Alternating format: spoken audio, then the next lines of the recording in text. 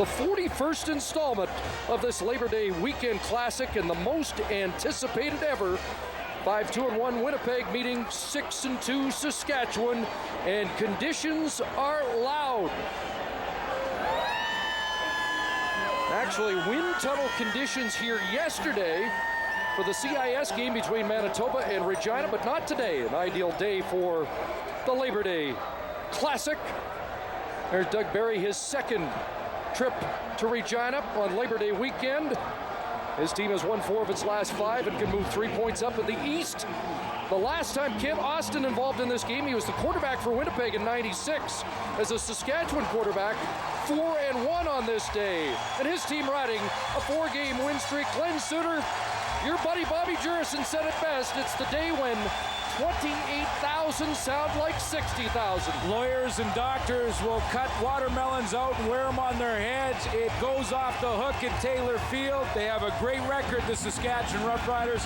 Tough to win for the Bombers in this one, but we have the 2 top teams, which makes it that much better.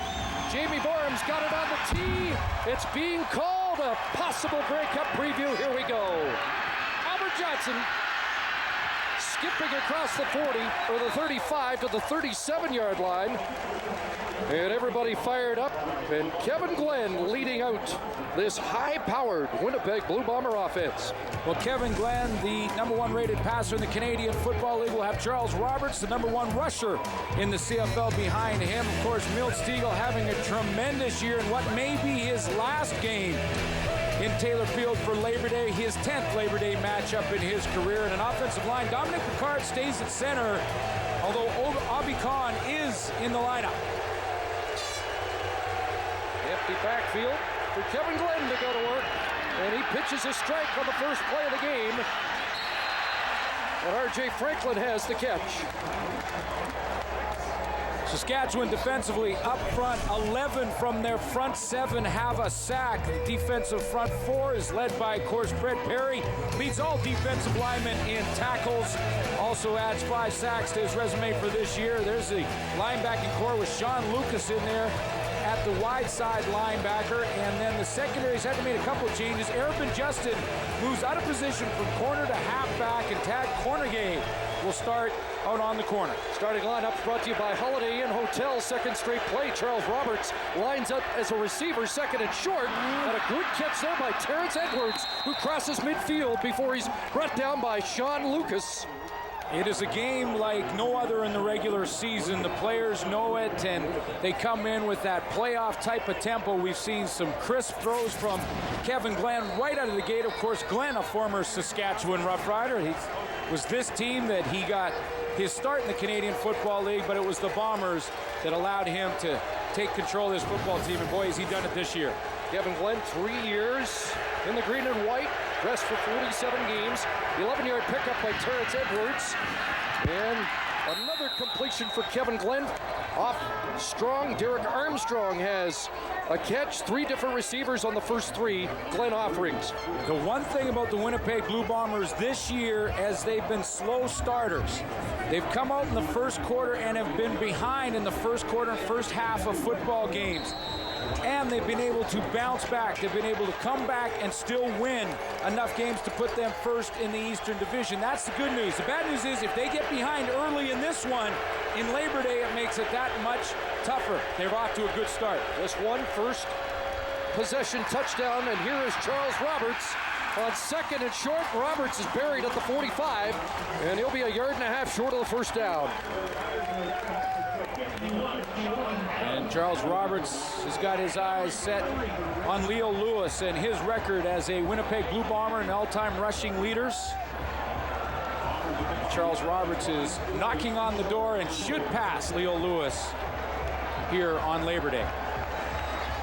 A couple of numbers Roberts is looking at. The main one for the all-time Bomber record, 49 yards necessary, and he needs 96 to regain the rushing lead from Joe Smith, who lit it up on Friday Night Football for the BC Lions. It's 3rd and 1, and Corey Holmes is back in Saskatchewan green and white to accept the punt from Rob Pakula.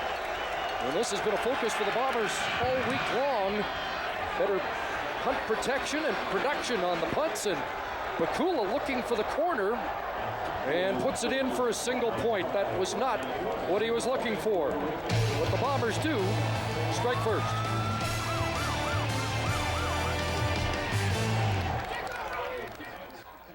Jam-packed house at Mosaic Stadium, and a guy who knows all about playing on Labor Day weekend.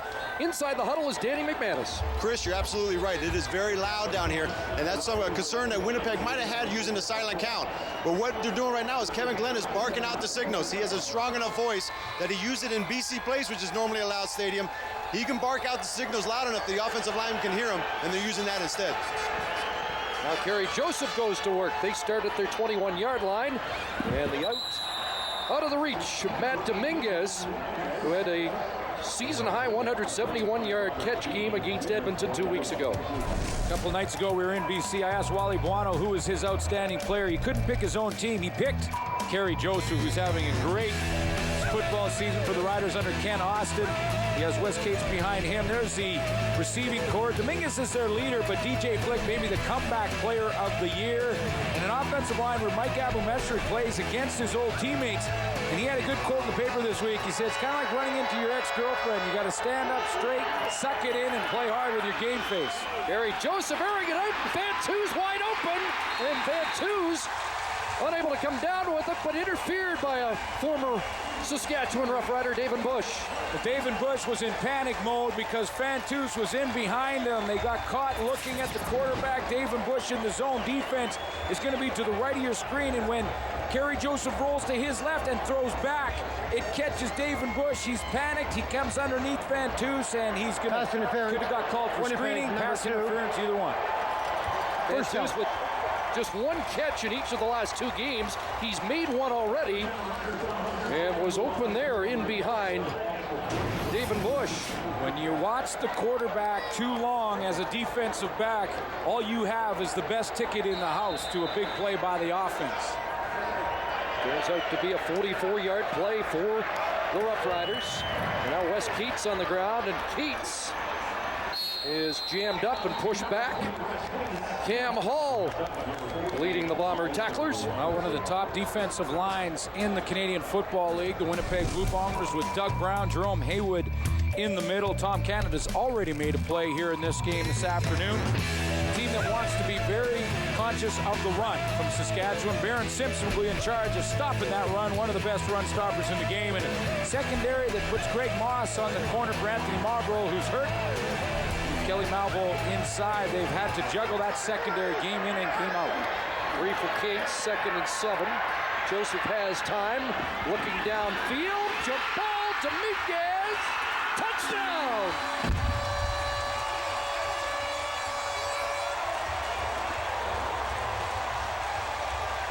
Danny McManus talked about the noise. Well, you might as well turn up the volume now. Very subtle move by Matt Dominguez on Kelly Malvo to win the jump ball.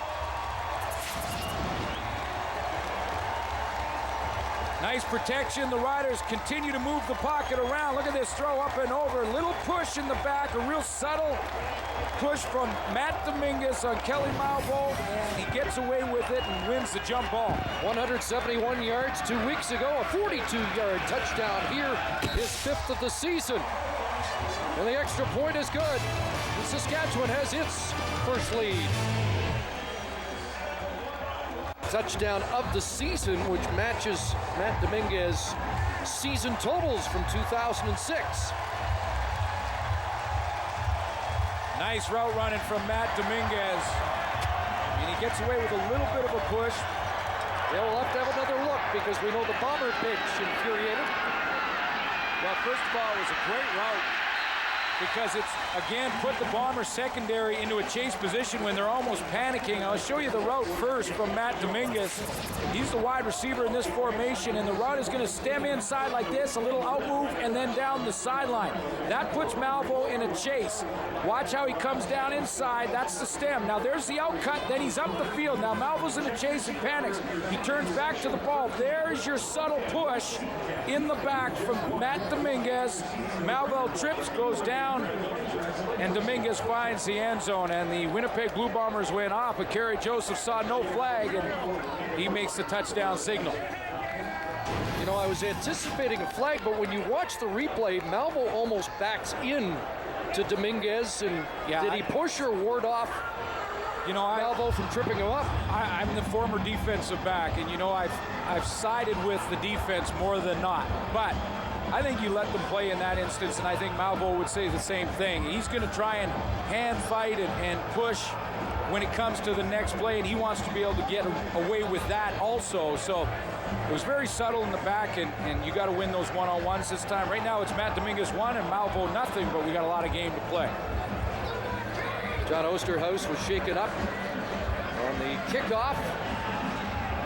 And the Fergus, Ontario native, making his way to the sidelines. Interesting start for the Riders. In 3 of their last 4 games, Saskatchewan Roughriders on offense have scored a major in their first drive.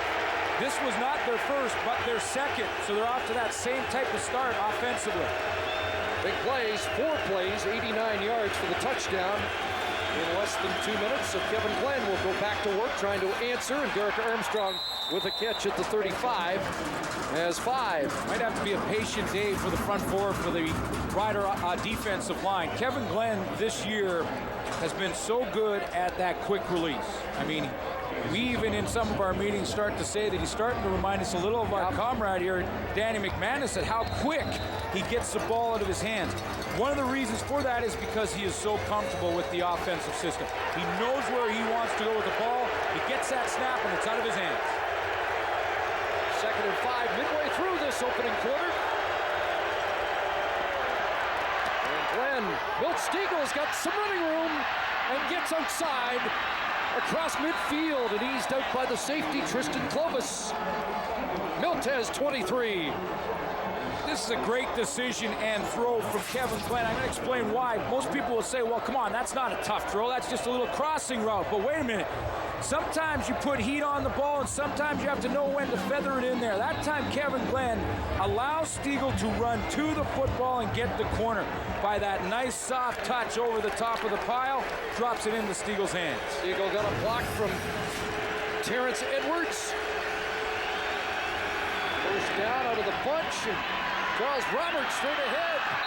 Brought down by James Johnson, but Roberts with a run of 12 yards. Closing in on the Lincoln Locomotive, Leo Lewis. It's interesting because this play, watch for them to come back to it. This is how it's going to look. Here comes Charles Roberts here, but Terrence Edwards comes around on the reverse fake. Now the progression for this would be to have number 82 get the football. There it goes to Roberts. See Edwards come around? That was 82. Saskatchewan went right to Charles Roberts. Look for the progression to be Terrence Edwards getting the ball the next time. Season high 25 carries for Roberts. 108 yards in his last start against the Argos. And back to Sir Charles. And he ran through the first tackler. And a couple more inside the 30. And an 11-yard pickup after 12 on the previous carry. With all the news around Charles Roberts, I started to look at some of his old college statistics at Sacramento State. The fact that he's played well over 100 games in the CFL, only missed 2. He never missed a game in college. And did you know that he had over 400-yard rushing game in college and 2 over 2,000-yard rushing seasons, Sacramento State. He has done it through college and the pros. His durability remarkable for a man of his stature.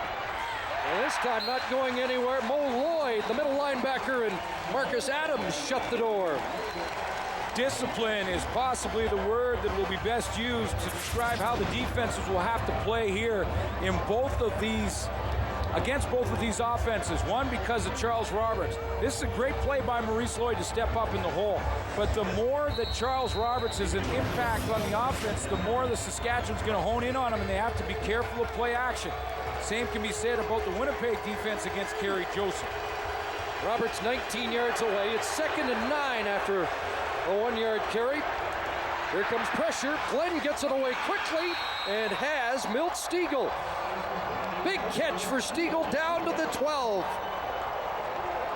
Now, that's what I'm talking about. And again, they're trying to cancel the gaps, and the Saskatchewan defense is going to put everybody up on the line of scrimmage. 1, 2, 3, 4, 5, 6, 7, right up on the line. Now, one of them is going to drop out of there. You're going to see linebackers make the changes.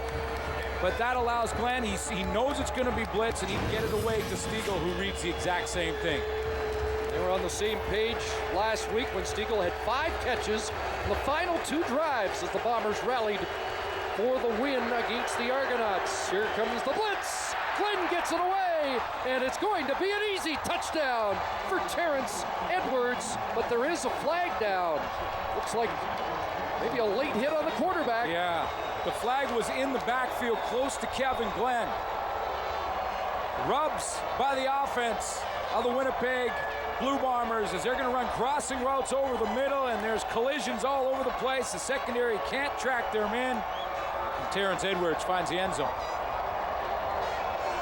So the Bombers answer right back. An 80-yard touchdown drive capped by Terrence Major Edwards. foul, unnecessary roughing the passer. Saskatchewan, number 47. The 15-yard penalty will be applied on the kickoff. So the middle linebacker, Maurice Lloyd, with the late hit. Well, and that penalty is still going to impact the Riders because it's on the kickoff now. So with good cover teams by the Bombers, they could get Saskatchewan's offense in bad field position after this extra point. Mikula to break the tie. Bombers lead it 8-7. Less than 4 minutes to go in the opening quarter. Demonstrated all the firepower the Bombers have. Charles Roberts on the ground, Stiegel a big play, and Edwards caps it. Let's take a look at the penalty on Maurice Lloyd, the middle linebacker. There he is right there. He's coming on the blitz. He gets right through that A gap between the center and the guard, and that'll be called every time. And that's why the penalty assessed on the kickoff. Kickoff from the 50. Corey Holmes will field it at his 5-yard line. And he is forced out. Brett Reed, first man downfield, forcing Holmes out near the 20-yard line. So the kind of start I think we hope for with these two teams playing so well this year. But you can hear some of the players now. It's pretty quiet, isn't it? And that drive by the Winnipeg Blue Bombers is a huge answer and response to Kerry Joseph's throw to Matt Dominguez for the first touchdown of the game. Ken Austin had the crowd behind him.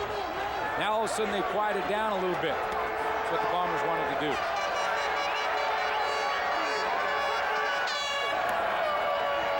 They fake to West Cates. Tom Canada can't get Joseph down, but forces a hurry and an incompletion. See how Tom Canada, though, works his way up the field very cautiously. He doesn't want to get too aggressive with a running quarterback like Kerry Joseph. He's just to the right of your screen here, and as he comes up the field, watch how he is going to be cautious. See, he steps, he shuffles, and makes Kerry Joseph throw the football. He doesn't want to get upfield too quickly and too fast, or else he get caught and beat in the one-on-one by a great running quarterback. 2nd and 10, Roughriders. Joseph looking over the middle. DJ Flick, who has been a favorite receiver, has another catch up at the 40 and a Saskatchewan first down.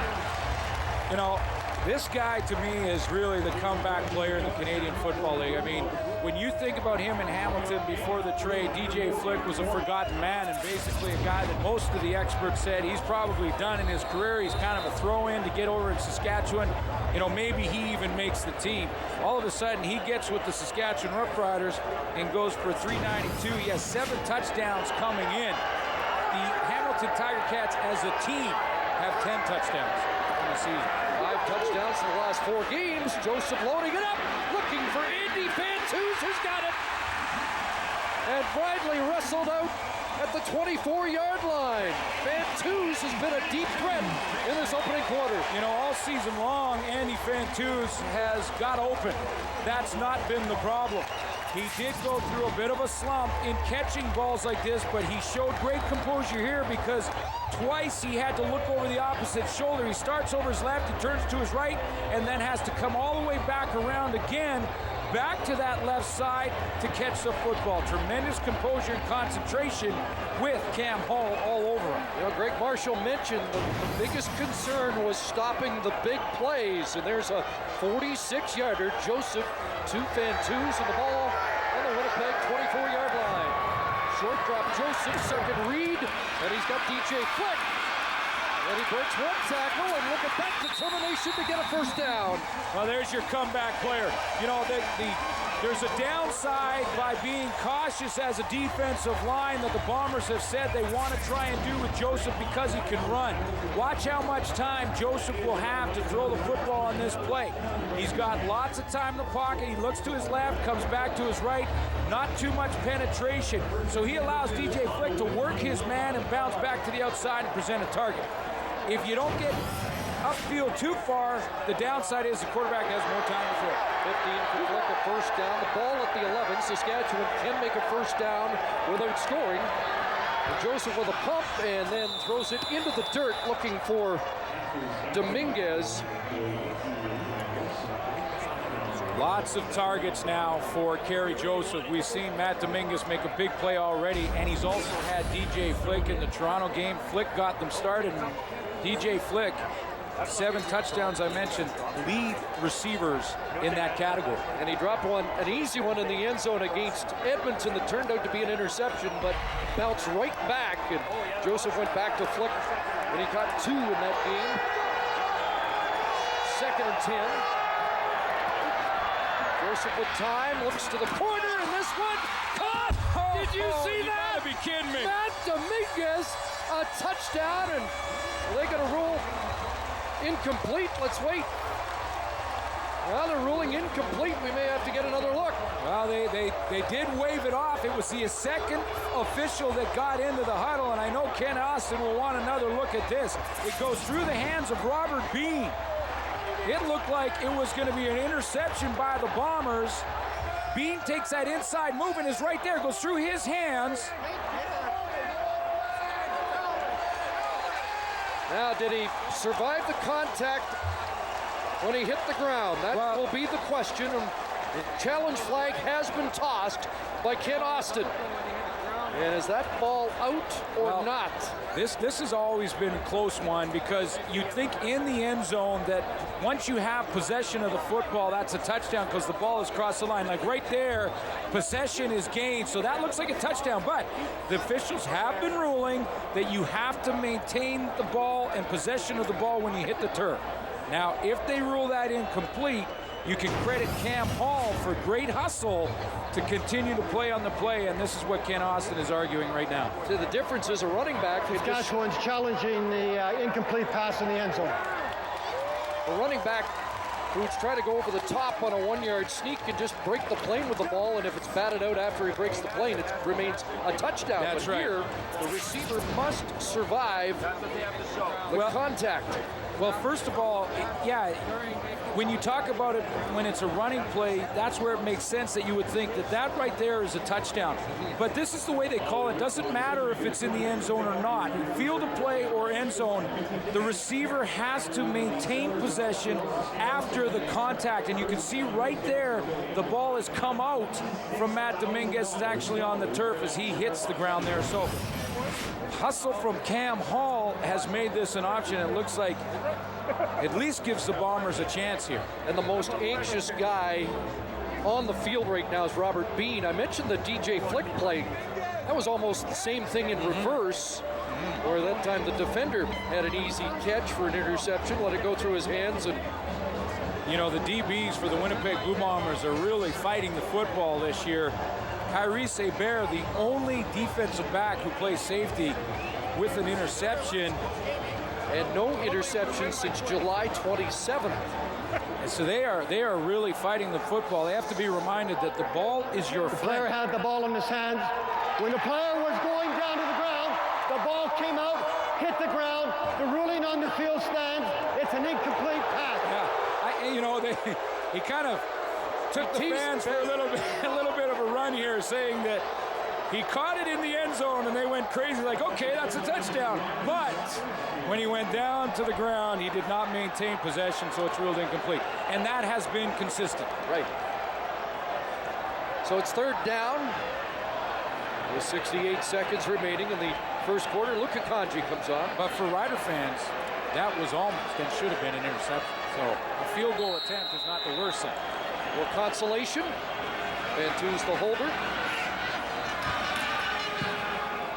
And Luka Kanji puts it through. Third lead change first quarter. Now, two of the top teams in their respective divisions. The stats are almost identical. We've got a great football game like we expected from these two teams in the position they're in this year. I sold the game short a little bit. There's been 4 lead changes already, and it hasn't always worked out that the Labor Day Classic has lived up to the billing. You know, in the last 10 Labor Day Classics, the margin of victory ends up to be over 20 points in the last 10. So even though it starts out with obviously the great anticipation by the fans here and all the Winnipeg fans that come in, there's over 3,000 here for this one this afternoon, it often ends up in a blowout. But I think we're going to see a real good game down the wire today. 3,000 to 4,000 fans from Winnipeg, we believe, all in our hotel. And that's okay. That's nothing wrong with that. First and 10 for the Roughriders. Kerry Joseph looking downfield again for Fantuz. And this time unable to bring it in. David Bush there as they continue to go vertical to Andy Fantuz. The Bombers look like they're getting caught a little bit in disguise because you can see how they start to scramble a little bit, looking up receivers as they try and show different looks to Kerry Joseph. So he is going to try and go up over top.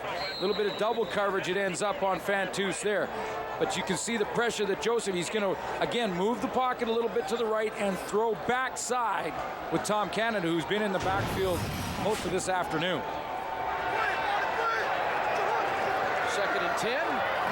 Here comes pressure. Joseph steps up and takes off.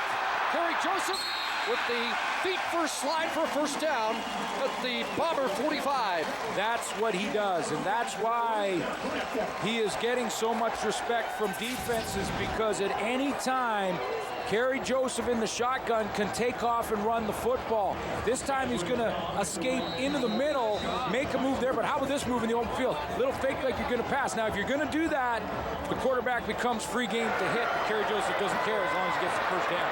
Greg Marshall says it's been tough for their defense to simulate work against the running quarterback because their quarterbacks don't fit that bill.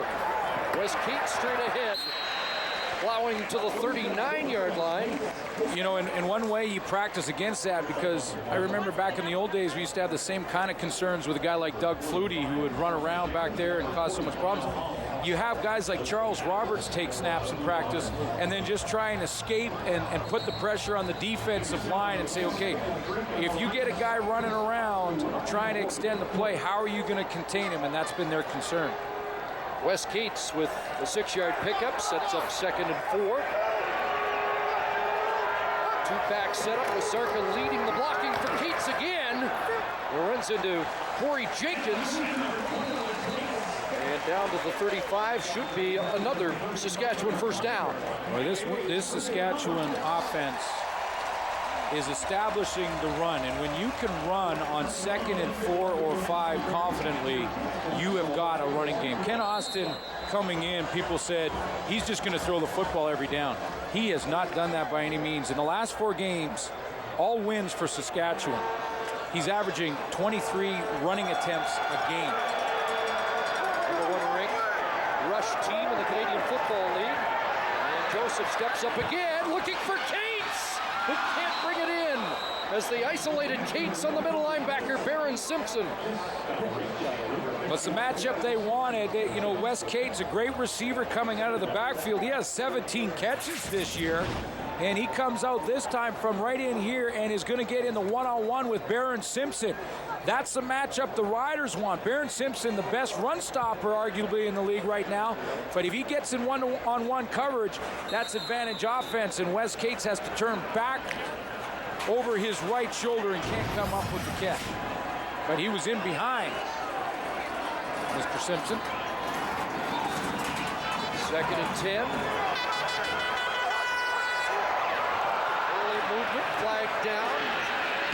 And a catch is made by Corey Grant, who turns it down inside the 15-yard line. Now, there was movement. Did the Bombers jump offside, or were they drawn? Yeah, Corey Jenkins jumped, but the question was he drawn? Was there movement from the offensive line? Because once their hand goes down, they cannot flinch.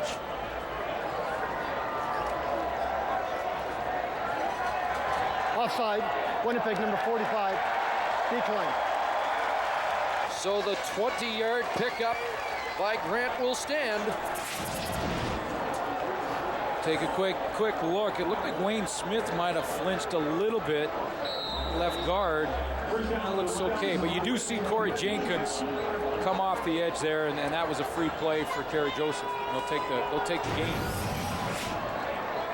So the ball down to the Winnipeg 15. Riders trying to increase their 2-point lead early second quarter. Joseph with a pump, looking to that far side. Dominguez stretched out but couldn't reach it.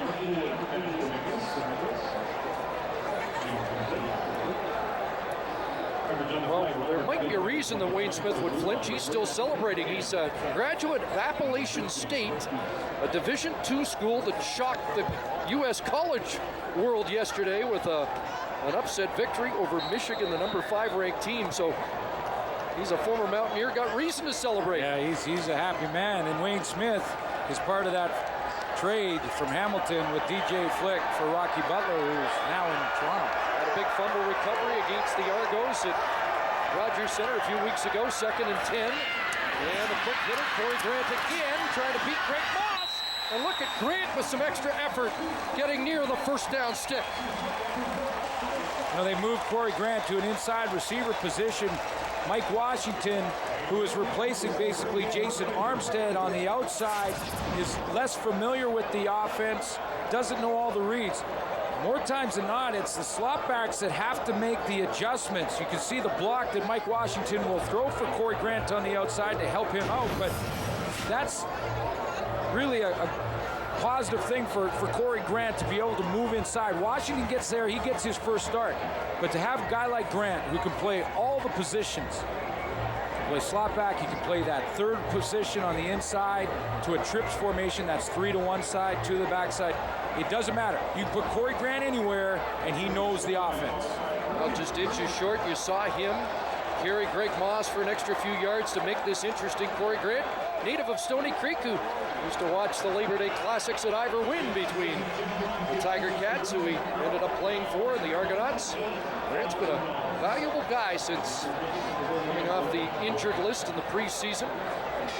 Well, you know, there was it's very close. There was one guy that was sure he knew how far away that was for a first down, because look at Gaynor right there. Gaynor the Gopher, who was up and down with the officials and helping them out. He's up there saying that's how far it is. I can tell you, you don't even have to bring the chains over here. See, that's home field advantage. Buzz and Boomer can't do that No, here. no, they can in the Banjo Bowl next week, but for now it's Gaynor's territory. So the big boys will hunker down here and go after 3rd and inches. Jeremy O'Day, the center, plowing ahead, and they didn't need much on the surge to get 3 more downs. And now, yeah, the ref says, Yep. first down, Saskatchewan. There you go. He's experienced. Gaynor has seen a lot of football. He's got a confident strut today. Yeah, and he's been around this park since it was a grass field. And there was fences. It's come a long way since that Mosaic Stadium, but Gaynor's seen it all. Even outstrips you in seniority, Oh, hasn't he? yeah. By a lot. First and goal. Chris Zarka.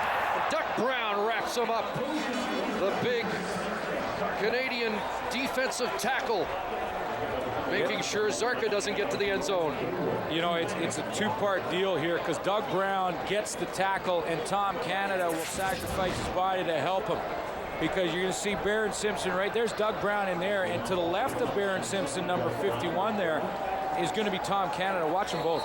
Here comes Look at Doug Brown. He slides over, makes the tackle. Canada just throws his body in there, sacrifices it all so that Brown can do it. 7th Labor Day for Big Doug Brown. 2nd and goal from the 2. Joseph tries the left side behind Wayne Smith. Did he break the play? No indication.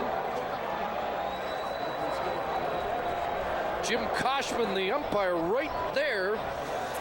And still no signal. Well, DJ Flick came out of there too. He had a good view of it because he was the slot back on the top side of that play, and he went over there. He tried to sell the official first, then he went over and said, we're still about 1.5 feet. So we're inside of that 1-yard stripe, but they're going to have to line it up one more time. Reload from the 1. 12th play upcoming. A 6-minute drive after that terrific punt return by Corey Holmes. Can the Roughriders cash it? Or will the Bombers stop it?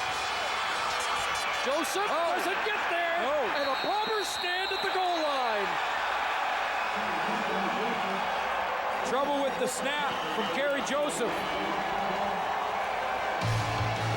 What a goal line stand by the blue and gold. Saskatchewan, great defensive stand by Winnipeg, and they'll go to work on offense. Out of the backfield, Charles Roberts. Trying to give this offense some better field position, has a 9-yard pickup. Let's take another look at how Barron Simpson helped stop the Saskatchewan Roughriders. You've heard it many times that football games always come down to 1 or 2 plays that make the difference. Maybe this will be one of them for the Winnipeg Blue Bombers. Barron Simpson right there in your screen. This is his domain. We talked about maybe advantage riders when he's in a one-on-one in pass coverage, but that's his domain, and he knocks the ball out of Kerry Joseph's hand. That's why Joseph can't fight and get over the top. He has to contain the football.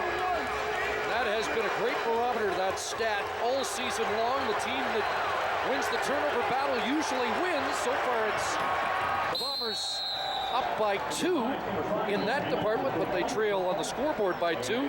Kevin Glenn with a key first down to give Winnipeg a little better field position. Well, all they have to do offensively now, the Bombers, is get 2 first downs. Then even if they punt the ball there, it's a huge victory considering Saskatchewan right on the doorstep inside of a yard. Barron Simpson starts it off. 1 more first down. Huge success story for the Bombers early in this game.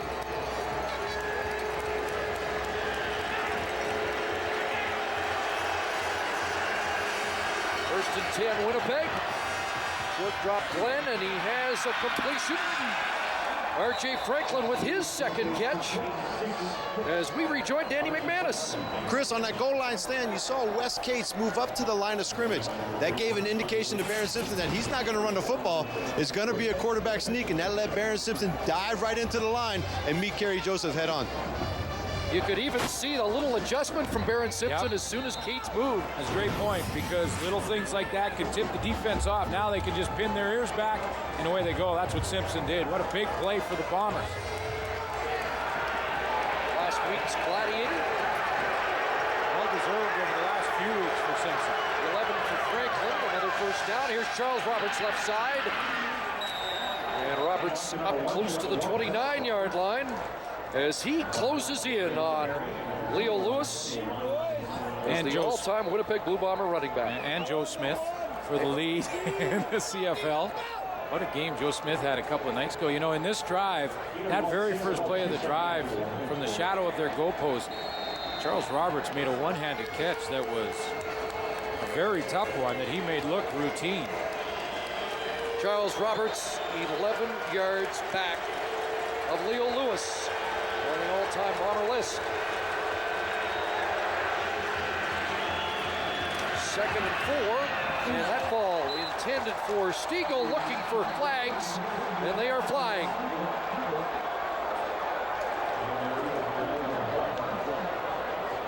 Milton is 10th Labor Day. And he loves it. He loves the Labor Day game. He knows that the fans here are always on him because he's one of the great players. Jermaine Chapman in the nickel defense, right Saskatchewan, there with the right hand, is pulling on the jersey, and he hangs on just a bit too long. You can get away with a split second or so, but if you hang on too long, it'll be noticed, and that one was. So it gives Winnipeg a first down at their 39. Stiegel in 9 Labor Days. has 9 touchdowns and had a big game in 2005 with 4 catches, 125 yards.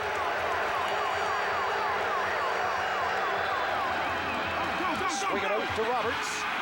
Fred Perry in pursuit. And Fred Perry makes the defensive play. As fast a defensive lineman as there is in the CFL. That wouldn't have counted to Charles Roberts' gains anyway. It was a throwing play, but Leo Lewis is the guy he's trying to catch, rushing the football. Number 99 going around the end there. And changed to 29. There's the record, 8,861. The locomotive, 8,861 yards. And now Charles Roberts, in his 7th year, about to pass Lewis. 2nd and long, and Kevin Glenn's got Armstrong, who brings it down inside the 40. What a terrific catch over Arab and Justin. You know, the great players will make the big play when it matters most. Again, Derek Armstrong, one of the best receivers in the Canadian Football League right now. Throwback again from Kevin Glenn, and look how he uses his body to get up over the top of Arab and Justin, so Justin has to reach through his shoulder to get to the football. That's just using your body position to shield the defender away from the ball. 38 yards for Armstrong, a 2-year Saskatchewan Roughrider. 100 yards last week against the Argos. Here's Charles Roberts, and there is the record. Charles Roberts down to the 25-yard line.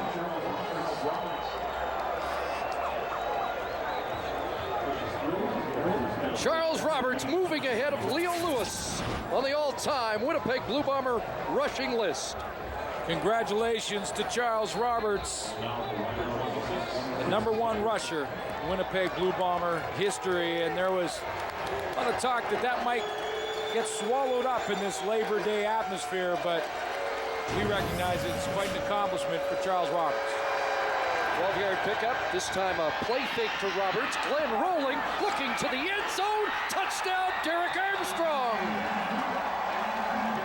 And the lead has changed for the 5th time in this opening half. He and Matt Dominguez are very similar type receivers, that they're the best when the ball arrives. You will never say with either Derek Armstrong or Dominguez that they are just flat-out speedsters. They have enough speed, obviously, to play, but not considered speedsters. But what they do, what the strength of their game is when the ball is about to arrive, they will win that battle more than they'll lose it. And again, using his body to keep James Johnson away from the football. 3rd touchdown of the year for Armstrong. Mikula, the extra point. Less than 3 minutes to go, opening half, a 109-yard touchdown drive. In a game that apparently is going to live up to the hype, at least it has so far. 2nd drive in a row, the Bombers have started in terrible field position, but it sure didn't seem to matter last time out when they started from their own 1-yard line and drove it the length of the field. An illegal block on the punt return by Albert Johnson. Will start at the 10. Charles Roberts, who on the last drive became the all-time leading rusher for Winnipeg, wrapped up quickly by Scott Schultz. No gain for Sir Charles, who said he wanted to take care of the record early so he could work on a 150, 200-yard rushing day. And there is his new status as the all-time Bomber leader. And Charles Roberts would like to play another 5 years or so that number in his column is going to continue to climb. Rushing champion the last 2 years. 2nd and long, and Armstrong with the catch. And he's having a great afternoon. You know, and the guy who doesn't get the credit for any of this, we talk about Charles Roberts, how great Derek Armstrong is. How about Milt Stegall, who's having a career like he's a young pup again, or a season, I should say. And the guy who's pulling the trigger is always sort of in the shadow, and that's been Kevin Glenn. And every time reporters come up to Kevin Glenn, they have this surprised look on their face like, you know, how come you're so good? But he has just continued to make those good decisions. Kevin Glenn has not thrown an interception in I don't know how long. 7 games. Armstrong has 5 catches, 93 yards. There's Roberts twisting across the 30-yard line. Kevin Glenn's been great, but you think about Brendan Taman and what he's done. This receiving core 2 or 3 years ago was Milt Stiegel. Yeah. Now it's Armstrong and Edwards and Stiegel. And they also had trouble on the offensive line. And over the last couple of years, they've really solidified that part of it. Kevin Glenn's got a lot of weapons. He's had great protection, and he's thriving in his Winnipeg offense. In the second year under Doug Barry. 6 receiver set, final minute. And a pass underneath. And here's R.J. Franklin, who's got some speed. And the Windsor products across midfield. Well, and this defense is Saskatchewan's strength, and when you look at what that offensive line, Chris, you just mentioned, is doing, I mean, watch here on the outside, Dan Goodspeed, number 64. He's working on Fred Perry, one of the premier pass rushers. He gives Kevin Glenn time to throw the football, and then R.J. Franklin does the rest. There's the ISO, and you can see Fred Perry just can't get up the field. 25 yards for the second-year man. R.J. Franklin back to Armstrong. He's got over 100 yards for the second straight game. He is just so sharp. I mean, that defensive line is not getting anywhere near Kevin Glenn. Take a look at his numbers so far. 15 of 18. Great completion percentage, 215. We're not even finished the first half. 416 against Edmonton on opening day, his best so far. First and 10, and now looking for Edwards, and overthrowing. Edwards on the corner right with Rontarius Robinson in pursuit. Last 5 games for Kevin Glenn, he has been unbelievable. 73.6%. This is the one that I think is most impressive right there. 0 interceptions in 148 attempts coming into this game tonight. Now he's had some more attempts tonight. That will add to the total, or this afternoon I should say, and still perfect in his decision making. Second and 10.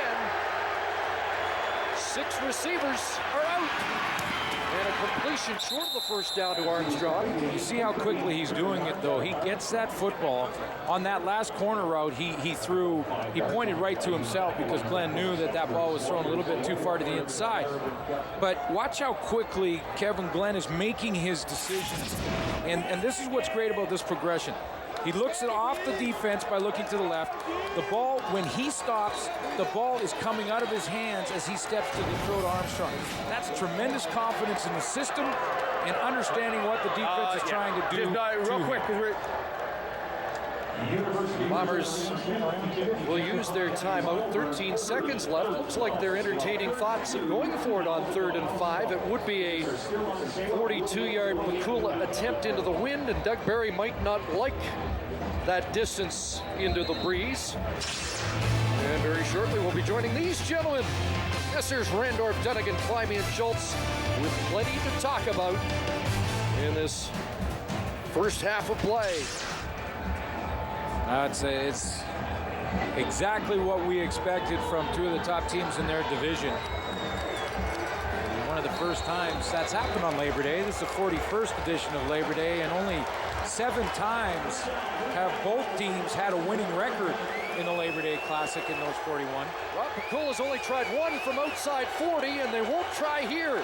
They'll go for it on 3rd and 5. Pressure. Glenn gets it away. Has a first down. Terrence Edwards will stop the clock with 7 seconds to go, and that will make it a much easier attempt for Pakula. So much confidence from Kevin Glenn, and a great call by the Winnipeg Blue Bombers to have him drop back the last few downs, and then this time you can see him get to the outside and get the corner. He got the blocks he needed to get outside of containment, and right now the Rider defense is having problems containing Kevin Glenn, and it'll give Pakula basically a chip shot. And he has struggled a little bit coming in for Troy Westwood, although he did hit the winner against Toronto. Kevin Glenn operating at 81% in the first half, and now a 29-yard attempt by Pakula, who's won the last 2 games for Winnipeg with late field goals, and this one is true and expands the Bomber lead to 18-10 here in this opening half.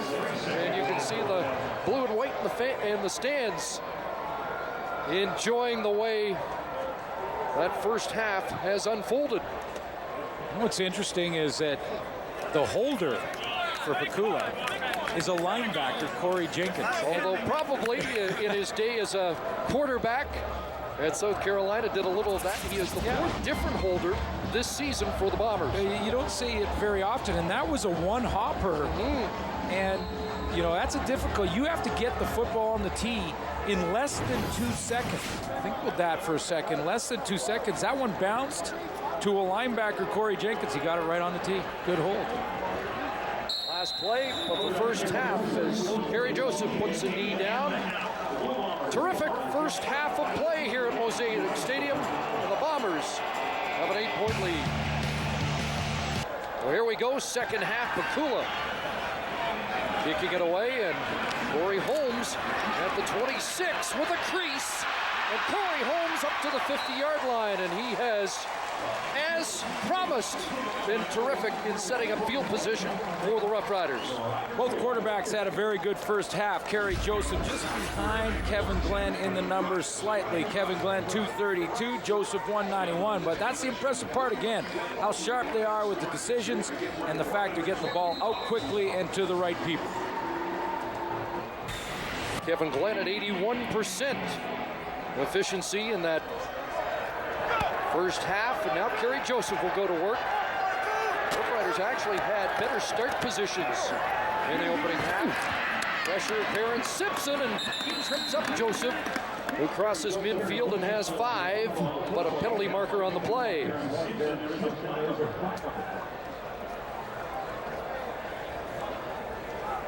Well, you can see a quick adjustment already made by Ken Austin to get Kerry Joseph outside. Get him running a little bit more.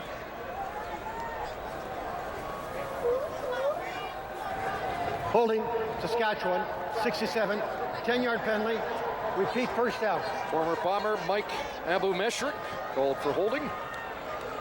Corey Holmes is making an impact on the special teams in his first game back with the Saskatchewan Roughriders, and really it's back home for Corey Holmes. And when he showed up in the airport, he got quite a welcome, didn't he? Twice the special teams player of the year in the Canadian Football League. A lot of movement there, and Kerry Joseph underneath it goes. And here's Washington. Corey Jenkins with the tackle. The penalty marker on the play looked like Gavin Walls was offside. Well, we'll let them sort that out. On the other end, Mike Washington took a huge hit. He had to get the gear back together. He was up there making sure his chin strap, his ear pads were in there, and the helmet was all in one piece. And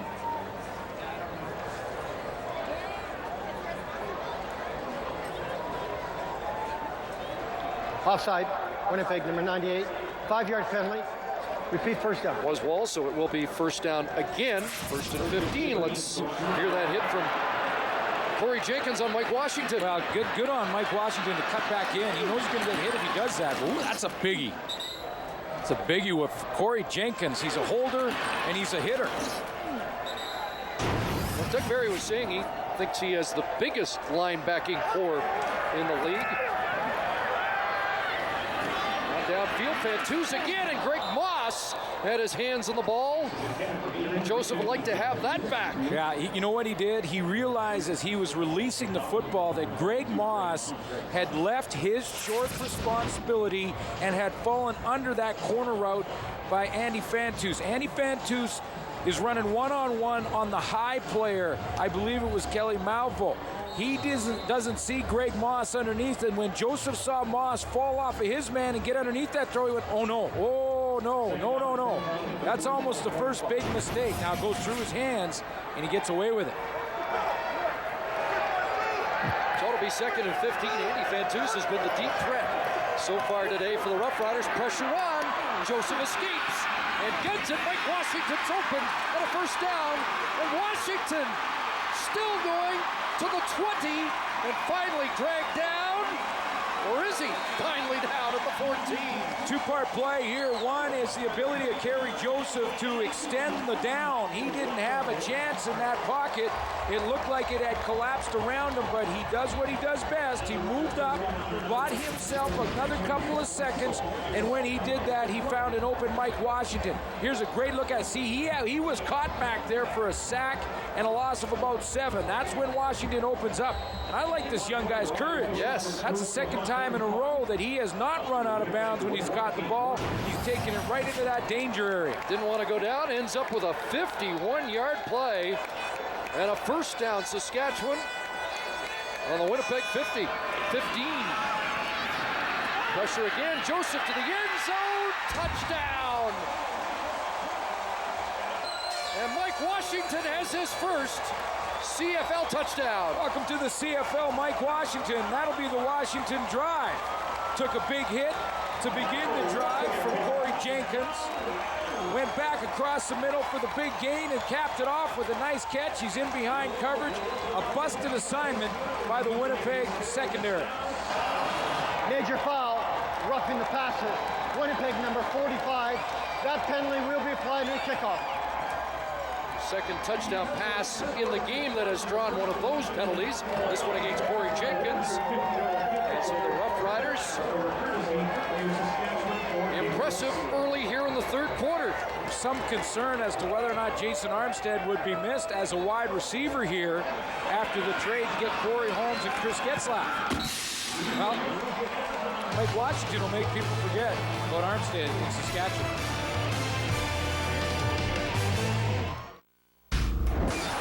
Well, for every sack in today's game, Purelator donates the quarterback's weight in food to a local food bank.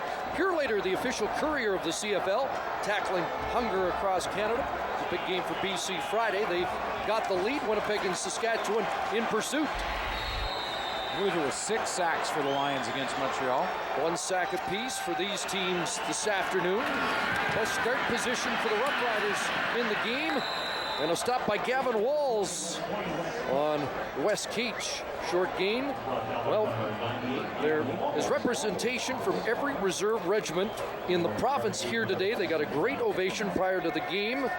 Color guard involving Army, Navy, Air Force, and we want to salute the troops watching at Canadian installations all around the world, including our troops in Kandahar. It's a little football game in Kandahar. Oh yeah, they're big CFL fans. I know they watch when they can, and thanks for all your efforts. The ultimate sacrifice. Here's Andy Fantuz, the outlet pass from Kerry Joseph for a first down. I remember stories, Chris, of Canadian battleships that would raise the Saskatchewan Roughrider flag for Labor Day. And here, as you mentioned, every reserve regiment in the country represented here at Mosaic Stadium. And again, a huge thank you to the men and women in the armed forces around the world, because it's truly remarkable what they do on a day-to-day basis. I want to make sure we always say hi and honor and thank all of them, regardless of your politics. Fantuz catch provides the first down. Joseph back to pass. Wide open, Chris Sarka out of the backfield. Stopped by Greg Moss, but it's another Roughrider first down.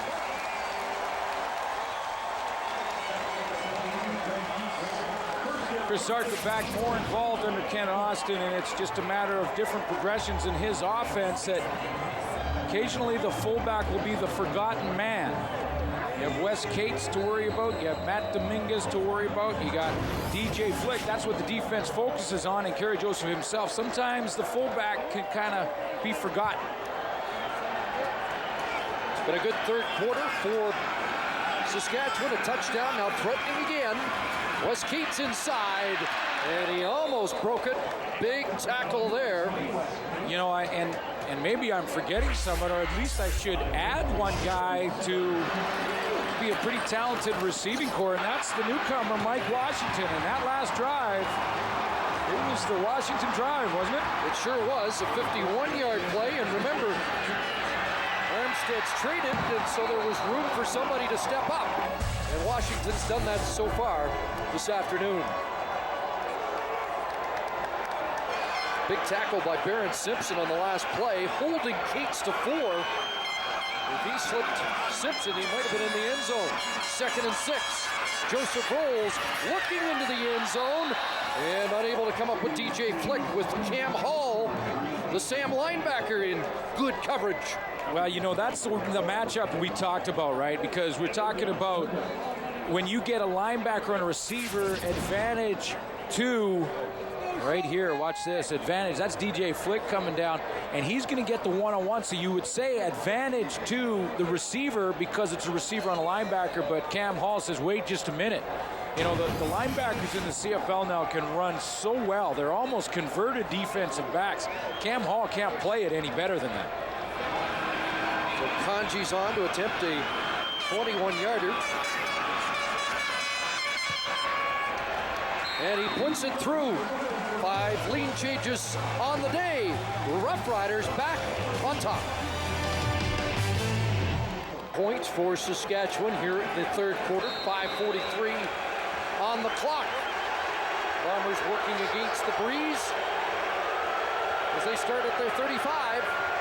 4 receivers wide side. And Kevin Glenn looking for Armstrong again, wide open. Derek Armstrong, and Clovis finally gets to him inside the 20. That's a difficult throw to make when Kevin Glenn's rolling to his left. Has to get his shoulders and body around and drop it in, but a perfect pass to Armstrong. Hits him in stride. The coverage was underneath, but Kevin Glenn on the run. Watch how he has to get his shoulders around after the play action. Get that left front shoulder around and look at him drop it over the coverage. Reggie Hunt was in chase, had cut underneath Derek Armstrong. That was an error, and Armstrong made him pay with a nice catch. But that is a tough throw to make, folks. 53 yards on that play. Armstrong with 178. That's a season high in the Canadian Football League. And now Roberts on the ground, changes direction. Little dance for maybe a couple of hard-earned yards, and Reggie Hunt at the bottom of that pile.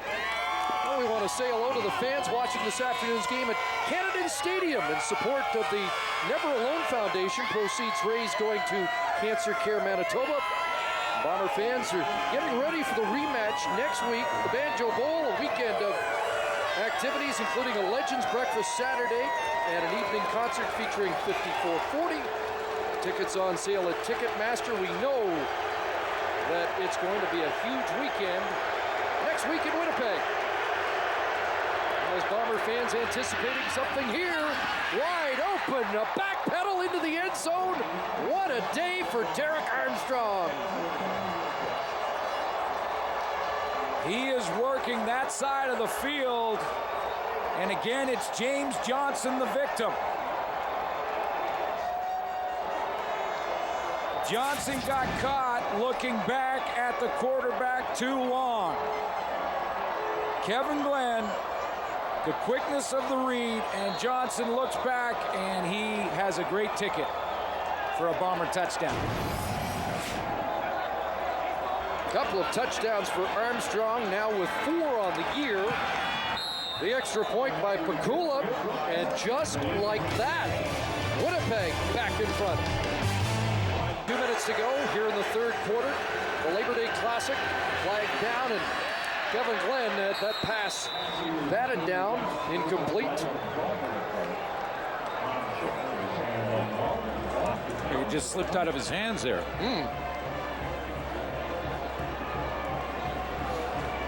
His reaction would say this is going against the Bombers. And it is. Some early movement on that offensive line, it would appear. Talking to Doug Barry just prior to the game about how few mistakes Kevin Glenn makes. Procedure, illegal formation. Winnipeg 64 was off the line of scrimmage. That penalty's declined. Second down. So an alignment problem. Dan Goodspeed, the right tackle. And it'll be 2nd and 10. He's made very few mistakes and never makes the same one twice. And we have seen again in this game how efficient This Blue Bomber offense is with Kevin Glenn at the controls. 2nd and 10, and now we hear the Saskatchewan faithful trying to stir things up. That pass, drop, fumble, and the Roughriders are on it. Chapman comes up with it. Jermaine Chapman finally down. And the first turnover of the game by the Winnipeg Blue Bombers is a big one. And James Johnson, who has been worked over on the corner, helped make the big play. Yeah, this is one that James Johnson, I believe, yeah, he's coming up to make the hit on Armstrong, and that'll make some of those other ones go away for James Johnson, because at least now, and this one's coming right at you, folks, because at least now James Johnson in the film room can say, okay, well, he got behind me a couple, but how about that hit? Stands up Armstrong, the ball comes out. Jermaine Chapman has a big turnover for the Riders. Just the 13th giveaway by the Winnipeg offense all year. First down, Roughriders at the Bomber 41. Joseph stands in. Now delivers high over Corey Grant. Incomplete. Let's join Danny McManus. Guys, that was perfect timing. On the Saskatchewan sidelines, Coach Ron Este brought his defensive troops together and said, we need to make a play. We need to do something right now. Forget about the touchdown. That was just miscommunication in the secondary. Next time out there, make a play, get the ball back for the offense. Yeah, have a short memory. You're on defense in any position. You got to have a short memory, because those bad ones have got to be disappeared. They got to go before you get back to the huddle. That defense came in tied for first in takeaways on the season. First of the game, now 2nd and 10. Pressure.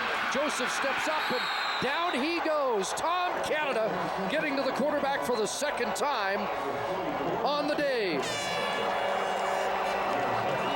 Tom Canada will get this tackle and sack, but it was Kyrisse Bear off the edge that really forced the issue. Here he is here. He gets up the field because Joseph wants to get outside here and can't. Watch how Kyrisse Bear from the safety spot comes up. He gets on McCuskey. See, he shuts the door for Joseph, and when he turns around, he's got to run up in the pocket that's collapsed, and Tom Canada comes up with another play. Team defense there. Corey Jenkins in the fray, and clock winding down here in this third quarter with the wind at their back. Luka Kanji will try a 50-yarder.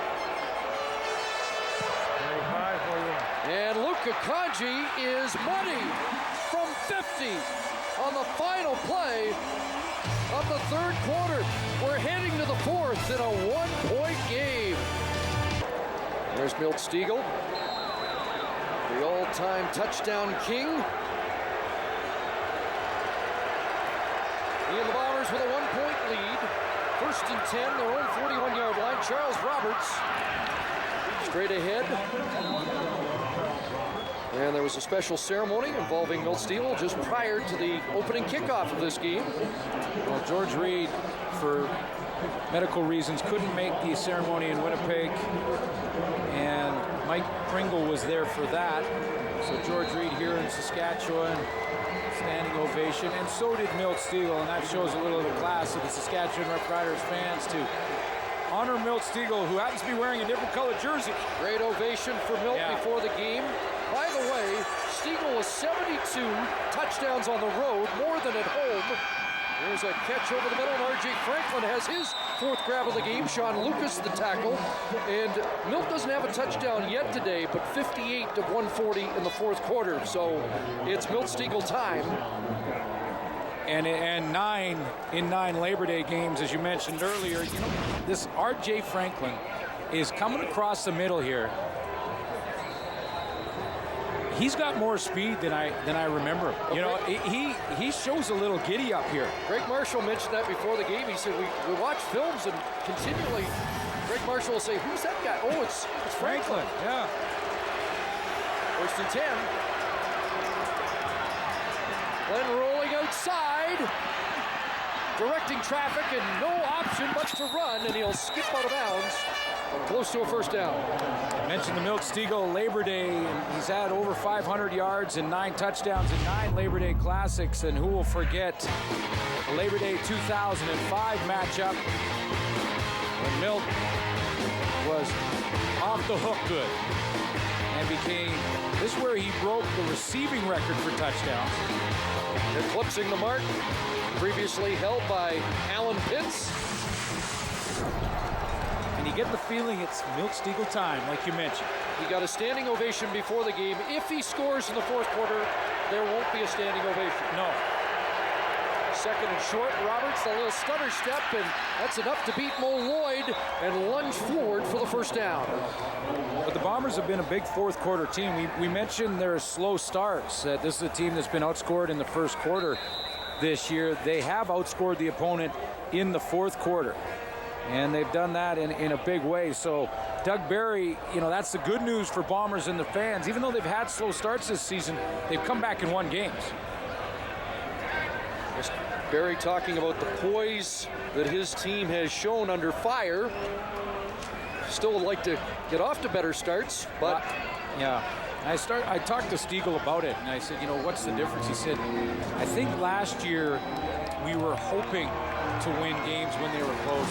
This year we're expecting to win games when they're close. And it might be just one word difference, but it's a big one. Well, we mentioned the 109-yard scoring drive to win in the fourth quarter against the Alouettes. And last week even, that was clutch against the Argos, 69 yards with a minute and a half to go. And the key guy on the drive, other than Kevin Glenn, happened to be Milt Stegall. This is where the great players like Stegall, in their minds, as they break the huddle, are thinking, I want the ball. I want the ball to come to me when the game is on the line. And that's why players go from good to great when they think that way, when they break the huddle and the game on the line. Third and inches here.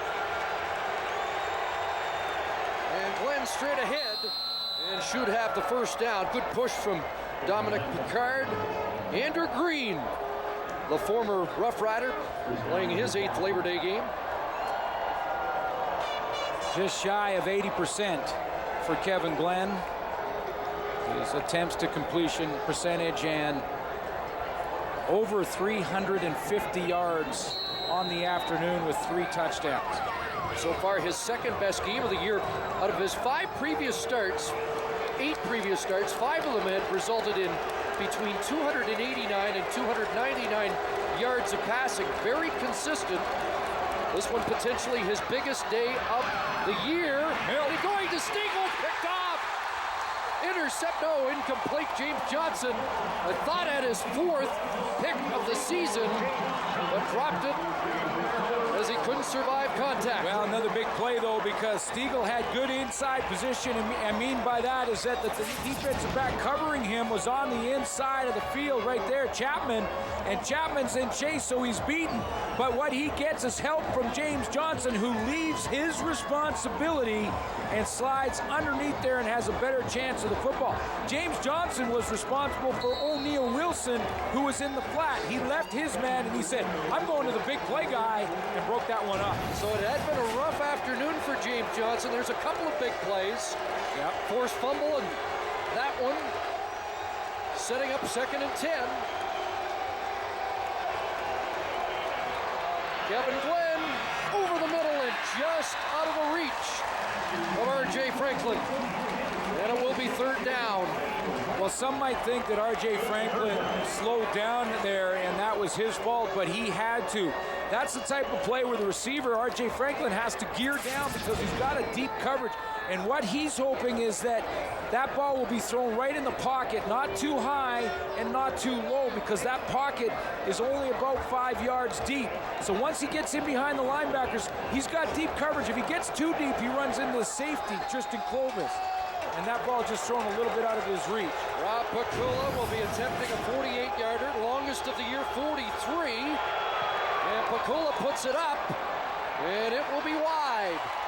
Corey Holmes will put down a knee, and it will be a 2-point Bomber lead, 26-24. Less than 6 minutes to go. Fourth quarter, clock running, and the Roughriders trailing by 2 with the football at the 41-yard line, and Wes Cates has room off the left side. Cates still going, and David Bush finally tosses him out his biggest play of the game.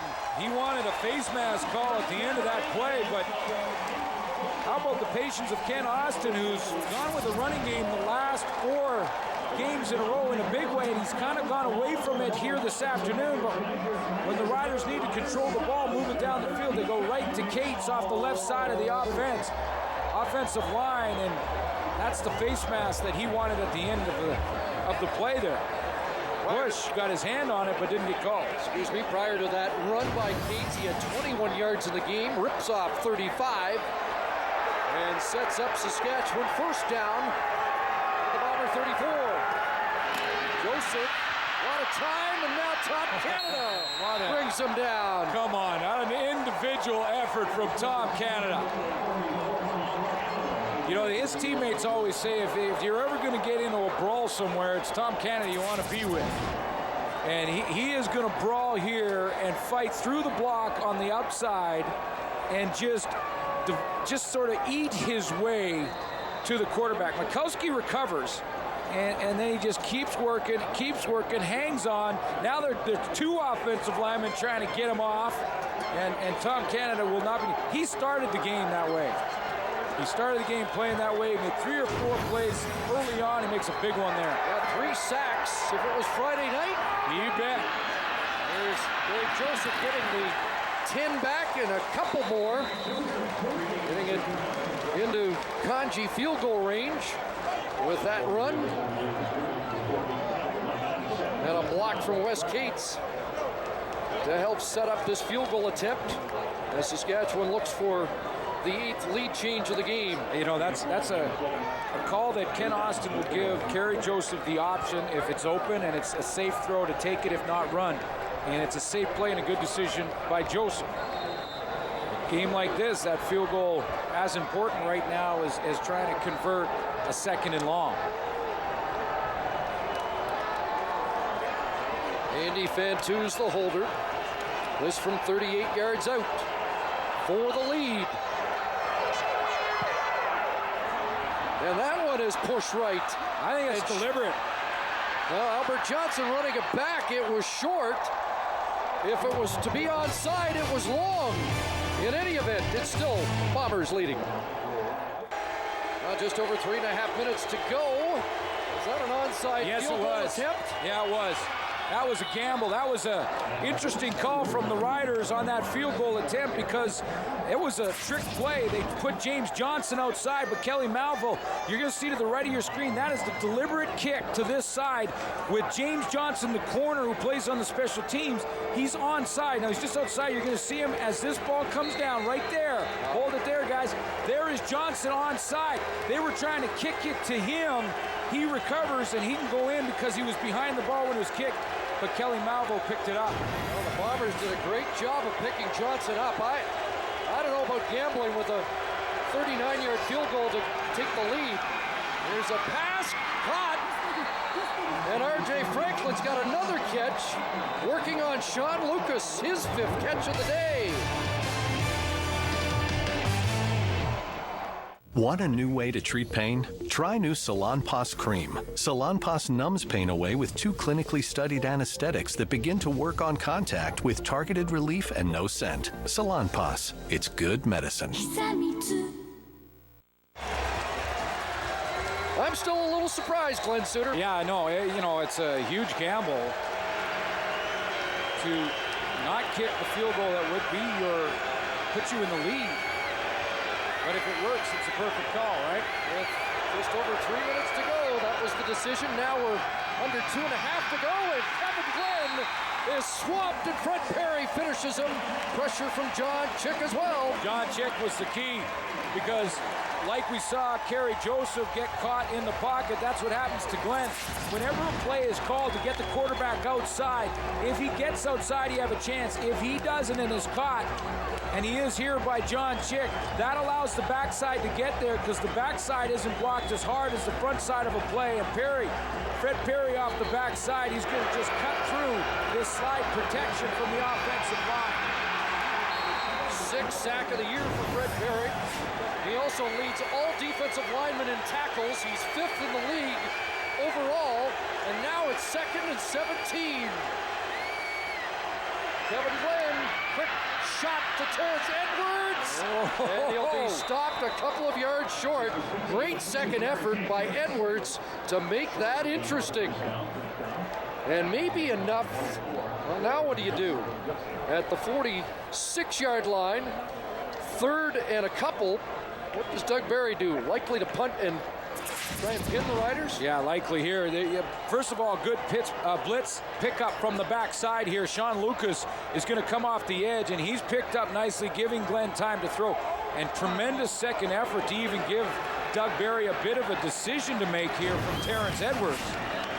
But if he can get a deep punt, I think this is this is a great decision, but he needs the execution from his kicker, and that's been a little hit and miss of late. Now, does he want to pin him deep, or would he have him kick away to try and get a 3-point lead? I don't know if you can get in the end zone that deep from here. I think you want to pin him in the corner. And that one going out. That's a penalty. And a penalty, as he didn't get it inside the 20. Action from Doug Barry. Rob Pakula's punt just 20 yards and out of bounds, drawing a penalty. That's what I talked about with the execution part of that scenario, because I love the decision, but remember, Pakula had a kick of 23 yards last week against Toronto and 27, and has just been hit and miss punting the football. Now they're going to make them do it again, take the penalty, and have him kick it again. Now he's going to have to kick it away, or if he kicks it out of bounds here, it's another penalty. So Corey Holmes will get his hands on the football here. Roughriders had the option of taking the ball where it went out, which was around the 25. Instead, they're going to try and get a return and see if that was a good decision. Holmes, good cover. Downfield, Gilles Leslie was one of the first down, and that was a better effort by Pakula as we join Danny McManus. Kerry Joseph has plenty of time with 1:30 to go. So all he has to do is make sure he's being secure with the football. That's what Ken Austin wants him to do, is protect the football. When the passes are there, be accurate. And if you need to make an athletic play, go out there and get it done. That's one thing I'm looking for in this drive, Danny, and that's to see if Kerry Joseph will start to use his legs more, trying to extend the down. Well, we saw in a similar situation a week ago, Winnipeg beat the Argos with about the same amount of time, needing a field goal. Saskatchewan now with 94 seconds left, and Joseph will take off. First down, and the feet first slide just under the low bridge from Corey Jenkins, who's saying, I didn't hit him, and Cam Hall. Exactly on that first play, what Danny McManus was talking about in two parts. One is protecting the ball, not forcing a play. The coverage was good downfield, and Kerry Joseph used his athletic ability. 13 yards for Joseph. He has 47 on the day. This, by the way, was the deepest start of the afternoon for the Roughriders at their own 19. Underneath, a completion to Cates, breaks one tackle and then leans forward for a few more. Up near the 39, he'll have close to 7. There's plenty of time to continue to do this. The Bombers are going to make Kerry Joseph force him throw it underneath and put as many deep coverage guys as they can back there so that he can't win this game on one play.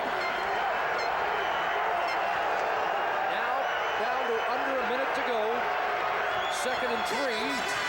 Kerry Joseph, the out, has a completion, has the first down to Dominguez. It's time now for our game story, brought to you by Sport Check, your Under Armour headquarters. Well, Derek Armstrong's having a big afternoon, 203 yards, 2 touchdowns. Charles Roberts passed Leo Lewis on this day. Dominguez and Washington have TDs. And it's been the game we expected it to be. Absolutely a first down. No huddle for the Roughriders. Joseph, time, and wide open. He's got Bantus, and they're getting close to field goal range at the Winnipeg 43. Now they want to take more time off the clock. They still probably need to make it a chip shot, one more first down. This is still a long field goal attempt in these conditions. But they've got enough time, the Roughriders do, to try and protect the football, but still get it a little bit closer. Well, Andy Fantu's having his best game of the year at the 43-yard line, 1st and 10. Barry Joseph again, wide open. Corey Grant, he'll roll across the 30. How about the confidence of Ken Austin to get the offense out there in a shotgun formation? You would think when that start of that play, just over 30 seconds, they may go to a running type of set, give the ball to Wes Cates and become conservative. Austin is throwing the football. Haji getting set. There's the bomber down. And it looks like Hayward that is going to require attention. 28 seconds remaining. And poised, Kerry Joseph. We've seen Kevin Glenn do this on a few occasions this year, and now being established as one of the premier quarterbacks in this league. And Kerry Joseph answering some questions with this final drive. Well, it really has. You know, Kevin Glenn and that offense for Winnipeg has been the difference late in the game, and now the Winnipeg Blue Bombers are looking to their defense to come up big and make the play. But you're right, Kerry Joseph shown great composure in this drive. He's protected the ball. That was the first play of the series, to protect the ball and use his athletic ability, run with it. Little dump pass to Wes Cates. The second effort there from Cates. Nice throw to the outside, and then this gutsy one over the middle that Fantus hangs on to. Andy Fantus, by the way, 4 catches, 97 yards. Now the Riders right now are trying to calm the fans down so they can make sure they execute what is very important couple of plays coming up here.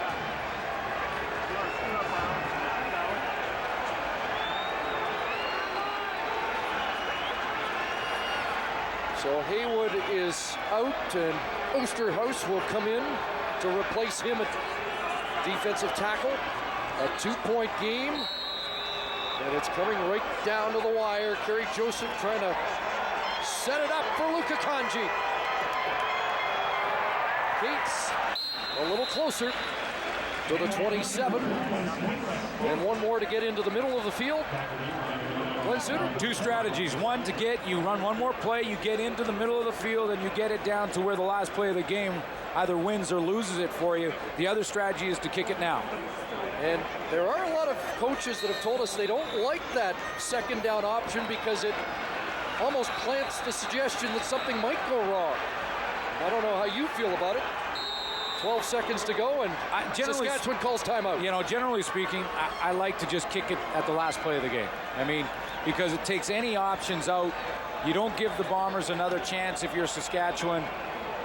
But strategically, it's not a bad thought. But, you know, when you talk about superstitions and players who always, when you're at this level of pro sports, the game is played 99% from the shoulders and up.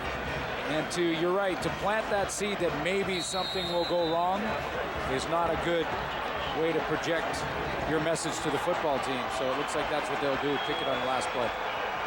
And likely just move it into the middle of the field for Kanji. Joseph calls quarterback. Look out! Kerry Joseph, touchdown! There's the right option.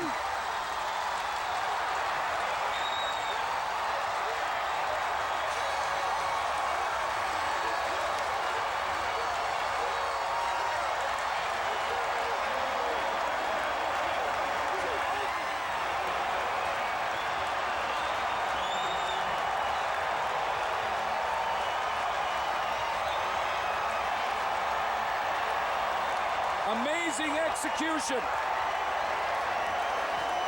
When everyone in the park, including the Bomber defense, knew that Kerry Joseph was just trying to get the football into better field goal position. Capping a 91-yard drive with a 27-yard run to the end zone. Extra point is through. And the Roughriders have the lead with 6 seconds to go. What a finale. And the 8th lead change will likely propel Ken Austin's crew into their 5th consecutive victory. And first place once again in the West. That slight hesitation from Kerry Joseph opened up a hole. Mike Abumesrik, a nice block. Remember, Jerome Haywood went down and a substitution had to be made. Now, if the Bombers did that to try and throw the pace of the Riders off, it may have just come back to haunt them right there, because that's right where Jerome Haywood would normally line up. But tremendous execution from the Saskatchewan offensive line, and why not let your athletic quarterback who can run the football like a running back in the open field not only get field position, forget that for the field goal. That's about as much emotion as Ken Austin has shown through the wins. 6th touchdown of the year for Kerry Joseph. Bedlam here at Mosaic Stadium. What a finish. And one more play, and everybody on their feet.